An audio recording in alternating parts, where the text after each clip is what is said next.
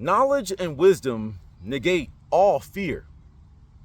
If you have all the information necessary to solve a problem, are you nervous? That's like being a math whiz. You're like in 10th grade, for example, and you're really good at math. You're one of them kids that can do 4 or 5 digit multiplication in your head with ease. You dream in geometry. You think about trigonometry in your free time. And you're in like basic algebra, right? Are you scared of that math test? No, because you have all the information needed to help you pass the test. Simple as that. Let's use a real life example.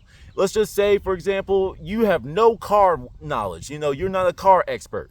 You're driving on the road and you catch a flat, right? You're driving, oh my God, I got a flat. I don't know how to repair a flat. Oh, I don't have anybody to call right now. Oh God, just traffic going left and right. Oh my gosh, what do I do? Fear response, because you don't have the information in your head already. You don't know what to do. Now, cut and paste someone that does have the information. Are they going to have that same level of fear? You put a mechanic in that situation. Psst, he catches a flat. Oh, dang. All right, put the hazards on. Move over to the breakdown lane. Let me get the jack out. Let me get my spare tire. Replace the flat. Put the old one in the back. And take all of my stuff and we out of here. Where was the fear at? They had all the information needed. There was no fear in their heart because they knew what to do, right? So with that being said, what happens when you live your entire life like that? Through knowledge and wisdom, the accumulation of knowledge and wisdom, it prepares you for all things. It also prepares you to hear different lines of thought, different ways of thinking on a subject that you thought you knew everything about. Oftentimes when we get into these religious and spiritual conversations, we tend to butt heads because we're saying the same things in different ways. And oftentimes either side is actually making a valid point, but it goes against what we were taught. And if you were true, either side, that would mean that what I was taught was wrong and I've been living my life the wrong way, so it's easier to stay where I am. That anger that people get to being exposed to new information is a fear response. Go out and accrue all the information, and then the fear leaves your body. Before we get started with the main subject matter, a quick little story before the next story. Like the fear leaving your body. When I had an environmental toxicology exam, I had to pass that class. I had to, or I failed, right? So I had to pass the final exam. So I walked in there nervous. I didn't think that I had all the information needed to pass this class. But what happened was all the fear left my body when I accrued the proper information, right? Because when I sat down, I realized, and I've told the story before, when I sat down, I saw the answer key on the table. I copied down all the answers before the professor picked up the Scantron, and I knew that I had it on lock. Would I be nervous about passing that test if I didn't have that exam? Why would I be nervous? I just got the answer key. I got a 100% on that exam, right? Because I walked in there nervous because I didn't have the proper information, and then I got it, right?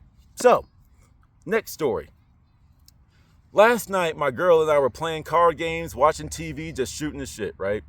And somewhere along the line, I made a dating joke about the 666 rule in dating.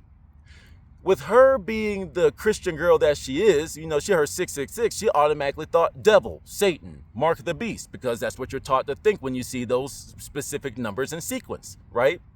However, I was making a joke about the dating world. And for those of you that don't know what the 666 rule in dating is, the 666 rule, it's stupid. It's so oh my God. But anyway, the 666 rule in dating is to be a high value male or whatever. You need to be 6 feet tall, make 6 figures in income, and have a 6-inch, a 6-inch member, if you catch my drift, right?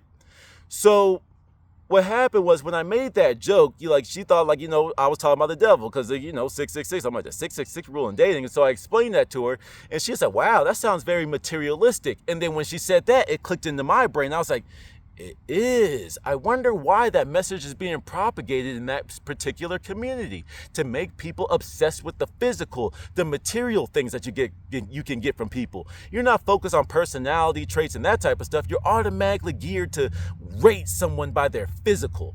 And that was weird, right? However, though, with that moment, I took the opportunity to educate her on another meaning for 666. If the only thing that you know about something is a fear-inducing thing, you need to go learn something else. Because once again, fear, right? So 666 is the devil, 666 is fear. That's literally the antichrist for religious people. So I was like, well, it doesn't always have to be something scary, because in the conscious world, 666 is in relation to the carbon molecule, the thing that makes black people brown, so-called black people brown, melanin. Now, everything organic has carbon in it, but we just have it in a higher concentration in our melanated skin. That's why we love the 666. 6 protons, 6 neutrons, and 6 electrons. This is why it was demonized in some of our ways of thinking. This is why 666 was called the beast and such, because a lot of the things from the past got a different face on them, right? Because when I was starting to think about this, I said, well, Dick, hold on. Why was the 666 demonized so much? We got 6 protons. Wait, were they talking about us? But wait, hold on. Because when you elevate in the conscious world, you start to learn a little bit about the 9 ether beings. So when you learn what the 9 ether beings are, which a lot of so-called black people tend to subscribe to, 9 ether beings has something to do with, like, the 9, like the spiral of the universe. If you look at the solar system, it spirals in the shape of a 9. If you look at it like in the back of the little black boy's head, when they have like a fresh cut, it tends to spiral a little bit. Our hair coils like a 9, so we associate ourselves with the 9 ether beings. Now, when you do your research and you learn what the 9 ether being is, but then you learn about what the 6 ether being is, as above, so below, but the 9 is just a flip. The 9 flipped over is a 666, the 6 ether being. And you hear the stories of Esau, the one of the brothers was hairy and one wasn't, you know what I'm saying? And you do your research on what the 6th one is, you start to realize why history painted a certain picture. I'm not going to spoil that for you, but nevertheless, go look into what the 6th ether being is, and then go look at why they did things and why they flipped things around the way that they did. Once again, don't be fearful of researching the 666. It's not just the devil. There's more things to learn about it. I'm going to leave you to it. Till the next one.